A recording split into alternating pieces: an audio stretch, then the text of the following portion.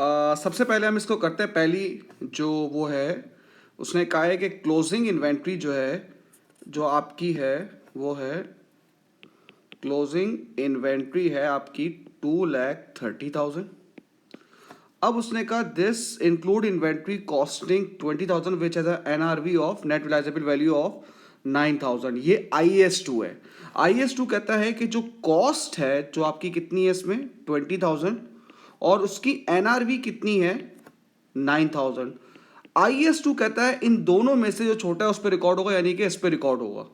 Record अभी हुआ हुआ किस पे होगा, कॉस्ट पे होगा, और मुझे उसे NRV पे रिकॉर्ड करना है। इसका मतलब है मुझे 11,000 से अपनी क्लोजिंग इन्वेंट्री को कम करना पड़ेगा और हमारी क्लोजिंग इन्वेंट्री हो जाएगी 219,000। अब जो एडजस्टमेंट नंबर 2 है वो हम इसके बाद देखते हैं, एंड में देखते हैं, वो डिटेल है। फिर डेप्रिसिएशन है कॉस्ट पे, तो डायरेक्ट कॉस्ट पे लग जाएगा। आर भी है, मैं करके दिखाऊंगा क्योंकि इसमें एडजस्टमेंट आ रही है। अदर पेबल है अक्रूड। अक्रूड में जो है ऐड हो जाता है, तो ये वेजेस जो है ये ऐड हो जाएगी 12, और ये हमारी करंट लायबिलिटी भी होगी। सेम ऐसे ही डिस्ट्रीब्यूशन एक्सपेंस है, वो भी ऐड हो जाएगा क्योंकि अक्रूड है। अच्छा, इंटरेस्ट का उसने बताया नहीं है, आप ज़रा देख सकते हैं।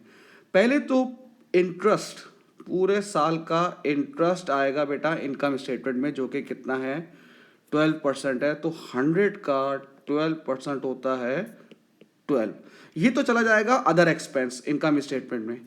और हमने इंटरेस्ट बेटा देखो पे कितना किया है, हमने इंटरेस्ट पे किया है 6, पे करना था 12, पे किया है 6, तो जो 6 रिमेनिंग है ये हमारा हो जाएगा अक्रूड। ठीक है बेटा, तो इनकम स्टेटमेंट में जाएगा मिला के 12। इंश्योरेंस है अदर रिसीवेबल, यानी कि ये प्री पेमेंट है। प्री पेमेंट रिसीवेबल है, प्री पेमेंट है, तो प्री पेमेंट हमेशा माइनस होगी बेटा। अगले उसकी हमने इस वक्त रिसीव कर ली, तो मैं ये देखता हूँ भाई कि ये इंश्योरेंस है। इंश्योरेंस में प्री पेमेंट है हमारी, तो माइनस कर दूंगा मैं 2,000। ये हो जाएगा आपका 28 हो जाएगा। अच्छा, अब हम हैं डेप्रिसिएशन की एडजस्टमेंट अलग से। भाई इसमें वो कह रहा है warehouse fitting sold during the year, ठीक है। The proceed of 10,000 were debit to the bank, यहां तक आप बिल्कुल सही चल रहे। And credit to the property, यहां आपने गलती कर दी भाई, क्योंकि आपने बेचा क्या है, आपने वेयर हाउस बेचा है और आपने किसको क्रेडिट कर दिया, प्रॉपर्टी को। क्रेडिट करने का मतलब क्या है, आपने प्रॉपर्टी को कम कर दिया। तो पहले इस गलती को हम जो है वो सुधारेंगे। जो प्रॉपर्टी है ये रही प्रॉपर्टी, उस पर मैं प्लस कर दूंगा 10। जब मैं प्लस कर दूंगा 10 तो ये बन जाएगा 1,500। ठीक है भाई, ये आपने 10 क्यों प्लस किया, क्योंकि आपने गलती से क्रेडिट कर दिया था उसे, यानी कि माइनस कर दिया था, तो ये आपने अपनी गलती सही कर दी है। No other entry had be made, इसके अलावा जो फिटिंग हमने बेची है उसकी कॉस्ट है 52,000 और उसका डेप्रिसिएशन है 41। ठीक है भाई, अब सबसे पहले जरा मैं फिटिंग का डेप्रिसिएशन निकाल लूं। अब क्योंकि रिड्यूसिंग बैलेंस मेथड है, फिटिंग की कॉस्ट कितनी थी भाई, वेयर हाउस की फिटिंग की जो कॉस्ट थी वो थी 348। ठीक है भाई, अब जो मशीन मैंने बेची है उसकी कॉस्ट मैं अपने पास से माइनस करूंगा, जो कि है 52, ये हो गया 296। अब रिड्यूसिंग बैलेंस मेथड और प्रोविजन फॉर डेप्रिसिएशन इसमें से माइनस होगा। प्रोविजन फॉर डेप्रिसिएशन इसका दिया हुआ है 197, मैं माइनस करूंगा।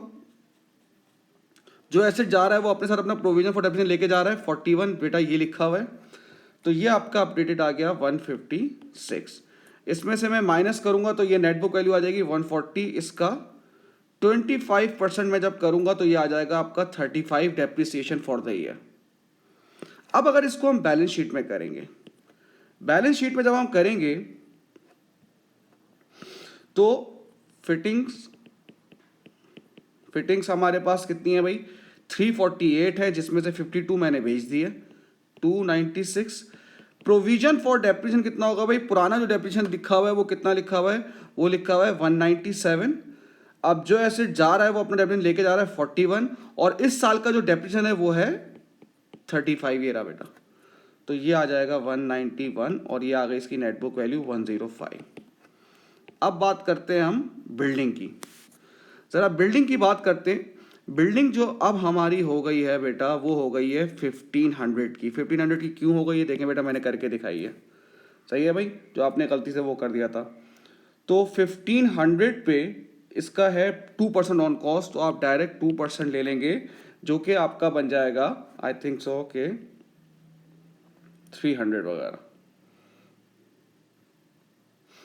ठीक है, ये आपका हो रहा है 30।